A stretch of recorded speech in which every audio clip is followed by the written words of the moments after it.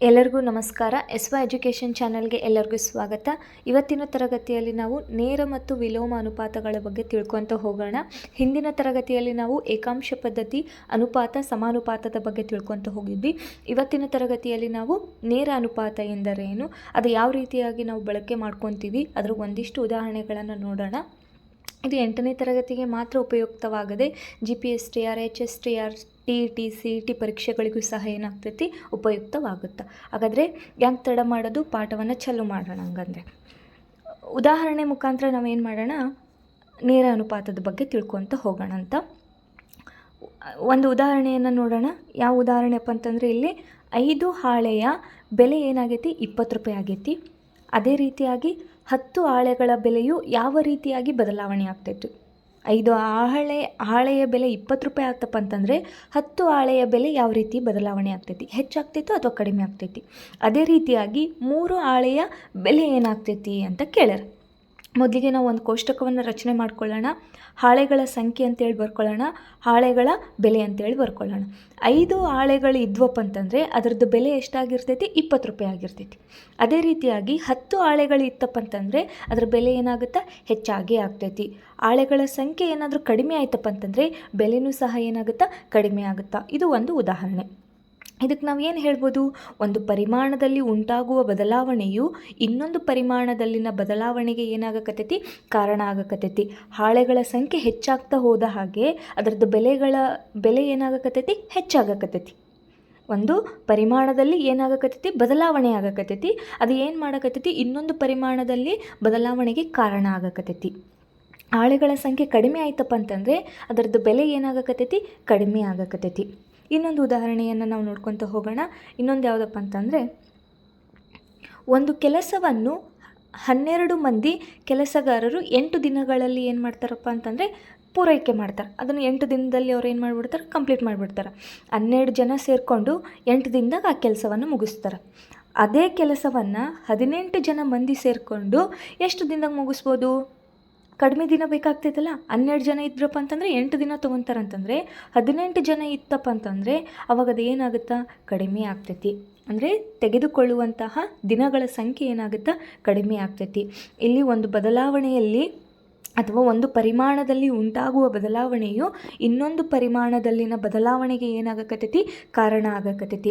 ಈ ರೀತಿಯಾಗಿ ಒಂದು ಪರಿಮಾಣದಲ್ಲಿ ಉಂಟಾಗುವ ಬದಲಾವಣೆಯು ಇನ್ನೊಂದು ಪರಿಮಾಣದಲ್ಲಿ ಉಂಟಾಗುವ ಬದಲಾವಣೆಗೆ ಕಾರಣವಾಗುವಂತಹ ವಿದ್ಯಮಾನಗಳಲ್ಲಿ ನಾವು ಎಷ್ಟು ಬಗೆಯನ್ನು ನೋಡ್ತೀವಪ್ಪ ಅಂತಂದರೆ 2 ಬಗೆಗಳನ್ನು ನಾವು ನೋಡ್ತೀವಿ.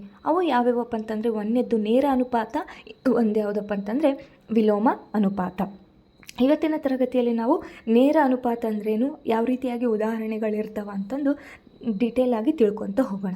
ಹಾಗಾದರೆ ನೇರ ಅನುಪಾತ ಅಂದ್ರೇನು, ನೇರ ಅನುಪಾತ ಅಂದರೆ ಡೆಫಿನಿಷನ್ ನೋಡಲಾರ್ದಕ್ಕಿಂತ ಮುಂಚೆ ನಾವು ಏನು ಮಾಡೋಣ, ಒಂದು ಉದಾಹರಣೆಯ ಮುಖಾಂತರ ನೇರ ಅನುಪಾತ ಎಂದರೇನು ಅಂತ ತಿಳ್ಕೊತ ಹೋಗೋಣ. ಇಲ್ಲೇನು ಕೊಟ್ಟಾರ, ಒಂದು ಕೋಷ್ಟಕವನ್ನು ಕೊಟ್ಟಾರ, ಪೆನ್ನುಗಳ ಸಂಖ್ಯೆಯನ್ನು ಕೊಟ್ಟಾರ, ಒಂದು ಪೆನ್ನು, ಆಮೇಲೆ ಒಟ್ಟು ಬೆಲೆಯನ್ನು ಕೊಟ್ಟಾರ. ಒಂದು ಪೆನ್ನಿಗೆ ಏನಾಗಕತ್ತೈತಿ, 10 ರೂಪಾಯಿ ಆಗಕತ್ತೈತಿ. 2 ಪೆನ್ನಿಗೆ ಏನಾಗಕತ್ತೈತಿ, 20 ರೂಪಾಯಿ ಆಗಕತ್ತೈತಿ. 3 ಪೆನ್ನಿಗೆ 30, 4 ಪೆನ್ನಿಗೆ 40, 8 ಪೆನ್ನಿಗೆ 80 ರೂಪಾಯಿ ಆಗಕತ್ತೈತಿ. ಇದ್ರದ್ದು ಏನಾದರೂ ನಾವು ಅನುಪಾತ ಬರೆದ್ವಪ್ಪ ಅಂತಂದರೆ, ಪೆನ್ನುಗಳ ಸಂಖ್ಯೆ ಡಿವೈಡೆಡ್ ಬೈ ಒಟ್ಟು ಬೆಲೆ, ಇವುಗಳ ಅನುಪಾತ ಬರೆದ್ವಪ್ಪ ಅಂತಂದರೆ 1/10. ಇದೇನಾಗಬೇಕು, 2/, ಇದು 20 ಆಗಬೇಕು. ಹಾಗಾದರೆ ಇದನ್ನು ಕಡಿತ ಹೊಡೆದ್ರೆ ಎಷ್ಟಾಗ್ತೈತಿ, 2/20. ಇದನ್ನು ನಾವೇನಾದರೂ ಕಡಿತ ಹೊಡೆದಪ್ಪ ಅಂದರೆ 2 1 2 10. ಹಾಗಾದರೆ ಇದ್ರದ್ದು ಅನುಪಾತ ಎಷ್ಟು ಬರ್ತೈತಿ, 1/10. ಇದು 3/10. ಹಾಗಾದರೆ ಇದನ್ನು ಕಡಿತ ಹೊಡೆದ್ರೆ 1/10. 4/40. ಇದನ್ನು ಮಾಡಿದ್ರೆ ಕಡಿತ ಹೊಡೆದ್ರೆ 1/10. 8/80 = 1/10. ಈ ರೀತಿಯಾಗಿ ಅನುಪಾತಗಳು ಏನಾಗಕತ್ತೀವಪ್ಪ ಅಂತಂದರೆ ಎಲ್ಲ ಕಡೆನೂ 1/10 1/10 ಅಂತೇಳಿ ಸ್ಥಿರವಾಗಿ ಬರಕತ್ತವ. ಇಲ್ಲಿ ಪೆನ್ನುಗಳ ಸಂಖ್ಯೆ ಮತ್ತು ಅವುಗಳ ಒಟ್ಟು ಬೆಲೆಯ ಅನುಪಾತವು ಒಂದೇ ಆಗೈತಿ. ಅದು ಎಷ್ಟಾಗೈತಿ, 1/10 ಆಗೈತಿ. ಇದಕ್ಕೆ ನಾವು ಏನಂತ ಕರಿತೀವಿ, 1/10ಕ್ಕೆ ಸ್ಥಿರಾಂಕ ಅಂತಂದೇಳಿ ಕರಿತೀವಿ. ವಸ್ತುಗಳದವ, ಅದ್ರದ್ದು ಬೆಲೆ ಕೊಟ್ಟಾರ, ಅವನ್ನ ನಾವು ಅನುಪಾತದಲ್ಲಿ ಬರೆದ್ರೆ ಆ ಅನುಪಾತ ಏನಾಗಕತ್ತೈತಿ, ಸ್ಥಿರಾಂಕ ಬರಕತ್ತೈತಿ. ಅದಕ್ಕೆ ನಾವೇನಂತ ಕರಿತೀವಿ, ಸ್ಥಿರಾಂಕ ಅಂತಂದೇಳಿ ಕರಿತೀವಿ. ಹಾಗಾದರೆ ಇಲ್ಲಿ ಸ್ಥಿರಾಂಕ ಯಾವುದಪ್ಪ ಅಂತಂದರೆ 1/10 ಅನ್ನೋದು ಒಂದು ಸ್ಥಿರಾಂಕ ಆಗೈತಿ. ಹಾಗಾದರೆ ಇದಕ್ಕೆ ನಾವು ಯಾವ ರೀತಿ ಹೇಳ್ಬೋದಪ್ಪ ಅಂತಂದರೆ ಪೆನ್ನುಗಳ ಸಂಖ್ಯೆಯು ಅವುಗಳ ಒಟ್ಟು ಬೆಲೆಗೆ ನೇರ ಅನುಪಾತದಲ್ಲಿ ಐತಿ ಅಂತ ನಾವು ಹೇಳ್ಬೋದು. ಹಾಗಾದರೆ ಇದನ್ನು ಯಾವ ರೀತಿಯಾಗಿ ನಾವು ಡಿಫೈನ್ ಮಾಡೋದು? ಯಾವ ರೀತಿ ಅಂತಂದರೆ 2 ಪರಿಮಾಣಗಳಾದ ಎಕ್ಸ್ ಮತ್ತು ವಾಯ್ಗಳ ಅನುಕ್ರಮ ಬೆಲೆಗಳ ಅನುಪಾತವು ಸ್ಥಿರಾಂಕವಾಗಿರುವಂತೆ ಎಕ್ಸ್ ಮತ್ತು ವಾಯ್ಗಳು ಒಟ್ಟಿಗೆ ಹೆಚ್ಚಾದರೆ ಅಥವಾ ಒಟ್ಟಿಗೆ ಕಡಿಮೆಯಾದರೆ ಅವು ನೇರ ಅನುಪಾತದಲ್ಲಿರುತ್ತವೆ ಅಂತ ನಾವು ಹೇಳ್ಬೋದು. ಯಾವ ರೀತಿ ಅದನ್ನು ನಾವು ಡಿಫೈನ್ ಮಾಡೋದು ಅಂತಂತಂದರೆ, ಇವಾಗ ಒಂದು ವಸ್ತು ಐತಿ ಎಕ್ಸ್ ಅಂತ ಹೇಳಿ ತೊಗೊಳ್ಳೋಣ, ಇನ್ನೂ ಒಂದು ವಸ್ತು ಅದರದ್ದು ಏನೋ ಅಂದ್ಕೊಳ್ಳೋಣ ಬೆಲೆ ಅಂತೇಳಿ ಅಂದ್ಕೊಳ್ಳೋಣ. ಇವಾಗ ನಾವೇನಾದರೂ ಪೆನ್ನುಗಳ ಸಂಖ್ಯೆ ಹೆಚ್ಚು ಮಾಡಿದ್ವಪ್ಪ ಅಂತಂದರೆ ಅವ್ರದ್ದು ಬೆಲೆ ಸಹ ಏನಾಗುತ್ತಾ ಹೆಚ್ಚಾಗ್ತೈತಿ. ಪೆನ್ನುಗಳ ಸಂಖ್ಯೆ ನಾವೇನಾದರೂ ಕಡಿಮೆ ಮಾಡಿದರೆ ಅವ್ರದ್ದು ಬೆಲೆ ಏನಾಗುತ್ತಾ ಕಡಿಮೆ ಆಗ್ತೈತಿ. ಇಂಥದಕ್ಕೆ ನಾವೇನಂತ ಕರಿತೀವಿ ನೇರ ಅನುಪಾತ.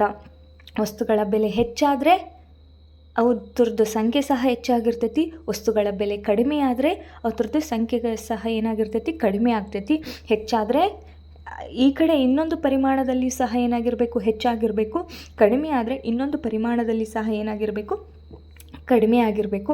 ಇಂಥದಕ್ಕೆ ನಾವು ನೇರ ಅನುಪಾತ ಅಂತಂದು ಹೇಳ್ತಿರ್ತೀವಿ. ಇದನ್ನು ಯಾವ ರೀತಿ ಬರಿಬೋದಪ್ಪ ಅಂತಂದರೆ X is directly proportional to Y ಅಂತ ಹೇಳ್ಬೋದು. ಡೈರೆಕ್ಟ್ಲಿ ಪ್ರಪೋರ್ಷನಲ್ ಅಂತಂದರೆ ನೇರ ಅನುಪಾತ. ಇದಕ್ಕೇನಂತ ಕರೀತಾರೆ ಡೈರೆಕ್ಟ್ ಪ್ರಪೋರ್ಷನ್ ಅಂತಂದು ಹೇಳಿ ಕರೀತಾರೆ. ಡೈರೆಕ್ಟ್ ಪ್ರಪೋರ್ಷನ್ ಅಂತಂದರೆ ಎಕ್ಸ್ ಏನಾದರೂ ಹೆಚ್ಚಾದರೆ ವಾಯ್ ಬೆಲೆನೂ ಸಹ ಏನಾಗಿರ್ತೈತಿ ಹೆಚ್ಚಾಗಿರ್ತೈತಿ. ಎಕ್ಸ್ ಏನಾದರೂ ಕಡಿಮೆ ಆದರೆ ವಾಯ್ ಬೆಲೆನೂ ಏನಾಗಿರ್ತೈತಿ ಕಡಿಮೆ ಆಗಿರ್ತೈತಿ. ಇದಕ್ಕೆ ಏನಿರ್ತೈತಪ್ಪ ಅಂತಂದರೆ ನೇರವಾದ ಸಂಬಂಧ ಇರ್ತೈತಿ. ಒಂದ್ರದ್ದು ಬೆಲೆ ಹೆಚ್ಚಾಯ್ತಪ್ಪ ಅಂದರೆ ಇನ್ನೊಂದ್ರದ್ದು ಹೆಚ್ಚಾಗಿರ್ತೈತಿ, ಒಂದ್ರದ್ದು ಕಡಿಮೆ ಆಯ್ತಪ್ಪ ಅಂದರೆ ಇನ್ನೊಂದ್ರದ್ದು ಕಡಿಮೆ ಆಗಿರ್ತೈತಿ. ಇದಕ್ಕೆ ನಾವೇನಂತ ಕರಿತೀವಿ ನೇರ ಅನುಪಾತ ಅಂತಂದೇಳಿ ನಾವು ಕರಿತೀವಿ. ಇದನ್ನು ಹೆಂಗೆ ಬರಿಬೋದು? X directly proportional to Y ಅಥವಾ ಎಕ್ಸ್ ನೇರ ಅನುಪಾತ ವಾಯ್ ಅಂತೇಳಿ ಬರೆದ್ವಿ. ಈ ಪ್ರಪೋರ್ಷನಾಲಿಟಿ ತೆಗಿಬೇಕಲ್ಲ, ಈ ಪ್ರಪೋರ್ಷನಾಲಿಟಿ ತೆಗ್ದಾಗ ನಮಗೇನು ಬರ್ತೈತಿ ಒಂದು ಕಾನ್ಸ್ಟೆಂಟ್ ಬರ್ತೈತಿ. ಅದನ್ನು ಯಾವ ರೀತಿ ಬರಿಬೋದಪ್ಪ ಅಂತಂದರೆ ಎಕ್ಸ್ ಈ ಪ್ರಪೋರ್ಷನಾಲಿಟಿ ತೆಗೆದು = ಹಾಕಬೇಕು. ಅವಾಗ ನಮಗೊಂದು ಕೆ ಅನ್ನೋದು ಒಂದು ಕಾನ್ಸ್ಟೆಂಟ್ ಬರ್ತೈತಿ. ವಾಯ್ಗೆ ವಾಯ್ ಹಾಗೆ ಇಟ್ಕೋಬೇಕು. ನಂತರ ಏನಾಗುತ್ತಾ ಎಕ್ಸ್ ಇಲ್ಲಿ ವಾಯ್ ಇಂಟು ಇರ್ತೈತಿ, ಈ ಕಡೆ ಸೈಡ್ ಬಂತಪ್ಪ ಅಂತಂದರೆ ಏನಾಗುತ್ತೆ ಡಿವೈಡೆಡ್ ಬೈ ಆಗುತ್ತಾ. X divided by Y = K. ಇದು ಏನಪ್ಪ ಅಂತಂದರೆ ನೇರ ಅನುಪಾತದ ಒಂದು ಸೂತ್ರ. ಇದರದ್ದು ಅನುಪಾತ ಅಂತಂದರೆ ಯಾವ ರೀತಿ ಅಂತಂದರೆ ಇಲ್ಲಿ ಪೆನ್ನುಗಳ ಸಂಖ್ಯೆ ಆಗಿತ್ತು, ಪೆನ್ನುಗಳ ಒಟ್ಟು ಬೆಲೆ ಆಗಿತ್ತು. ಇವು ಎರಡನ್ನೂ ನಾವು ಡಿವೈಡೆಡ್ ಬೈ ಮಾಡಿದ್ವಿ, ಅನುಪಾತ ಮಾಡಿದ್ವಪ್ಪ ಅಂತಂದರೆ ನಮಗೊಂದು ಕಾನ್ಸ್ಟೆಂಟ್ ಬಂತು. ಯಾವ ಕಾನ್ಸ್ಟೆಂಟ್ ಆಗಿತ್ತದು? 1/10 ಆಗಿತ್ತಲ್ಲ. ಅದೇ ರೀತಿಯಾಗಿ ಈ ಎಕ್ಸ್ ಡಿವೈಡೆಡ್ ಬೈ ವಾಯ್ ಅಂತಂದರೆ ಒಂದು ಕಾನ್ಸ್ಟೆಂಟ್ ಬರ್ತೈತಿ ಅಂತೇಳಿ ಅರ್ಥ. ಇದನ್ನು ಇನ್ನೊಂದು ರೀತಿ ಯಾವ ರೀತಿಯಾಗಿ ಹೇಳ್ಬೋದಪ್ಪ ಅಂತಂದರೆ ಕೋಷ್ಟಕದ ಮುಖಾಂತರ. ಇಲ್ಲಿ ಎಕ್ಸ್ ಅಂತ ಅನ್ಕೋರಿ, ಇದನ್ನು ವಾಯ್ ಅನ್ಕೋರಿ. ಇಲ್ಲಿ ಏನಪ್ಪ ಅಂತಂದರೆ ವಸ್ತುಗಳ ಬೆಲೆಗಳನ್ನು ಕೋರಿ. ಇದು x1, ಇದು x2, x3 ಅಂತ ಅನ್ಕೋರಿ. ಇದು y1, y2, y3 ಅಂತ ಅನ್ಕೋರಿ. ಯಾವ ರೀತಿಯಾಗಿರ್ತಂತಂದರೆ x1 divided by y1 x2 divided by y2 ಆಗಿರ್ತೈತಿ. ಸೂತ್ರ ಏನು? ನೇರ ಅನುಪಾತದ ಸೂತ್ರ ಏನಪ್ಪ ಅಂತಂದರೆ x1 divided by y1 x2 divided by y2. ಇದು ಏನಪ್ಪ ಅಂತಂದರೆ ನೇರ ಅನುಪಾತದ ಸೂತ್ರ. ಇನ್ನೊಂದೈತಿ, ಅದು ಯಾವುದು? X divided by Y K. ಇದು ಸಹ ಏನಪ್ಪ ಅಂತಂದರೆ ನೇರ ಅನುಪಾತದ್ದು. ಇವೆರಡು ಏನಾಗಿರ್ತಪ್ಪ ಅಂತಂದರೆ ಇಲ್ಲಿ ಕಾಲಮ್ನಾಗ ನಾವು ಅವಾಗಲೇ ಹಾಕಿದ್ವಲ್ಲ, ಯಾವ ರೀತಿ ಕಾಲಮ್ ಹಾಕಿದ್ವಿ? ಇಲ್ಲಿ ಒಂದು ಕೋಷ್ಟಕವನ್ನು ರಚನೆ ಮಾಡಿದ್ವಿ ಈ ಥರ. ಇದನ್ನು ಎಕ್ಸ್ ಅಂದ್ಕೊಂಡಿದ್ವಿ, ಇದು ವಾಯ್ ಅಂದ್ಕೊಂಡಿದ್ವಿ. ಇಲ್ಲಿ ಪೆನ್ನುಗಳ ಸಂಖ್ಯೆ ಹಾಕಿದ್ವಿ, ಇಲ್ಲಿ ಪೆನ್ನುಗಳ ಬೆಲೆ ಹಾಕ್ಕೊಂಡಿದ್ವಿ.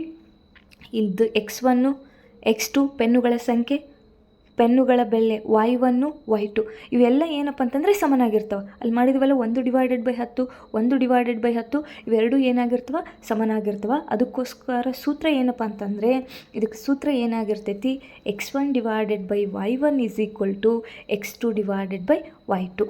ಇದು ಏನಪ್ಪ ಅಂತಂದರೆ ನೇರ ಅನುಪಾತದ ಸೂತ್ರ. ಇದಿಷ್ಟು ಏನಪ್ಪ ಅಂತಂದರೆ ನೇರ ಅನುಪಾತ ಅಂತಂದು ನಾವು ತಿಳ್ಕೊಂಡ್ವಿ. ಮುಂದಿನ ತರಗತಿಯಲ್ಲಿ ನಾವು ನಮ್ಮ ಗಣಿತ ಪುಸ್ತಕದಲ್ಲಿರುವಂತಹ ಉದಾಹರಣೆಗಳನ್ನು ಮಾಡ್ತಾ ನಂತರ ನಾವೇನು ಮಾಡೋಣ ಅಭ್ಯಾಸ ಲೆಕ್ಕಗಳನ್ನು ಬಿಡಿಸೋಣ. ಧನ್ಯವಾದಗಳು.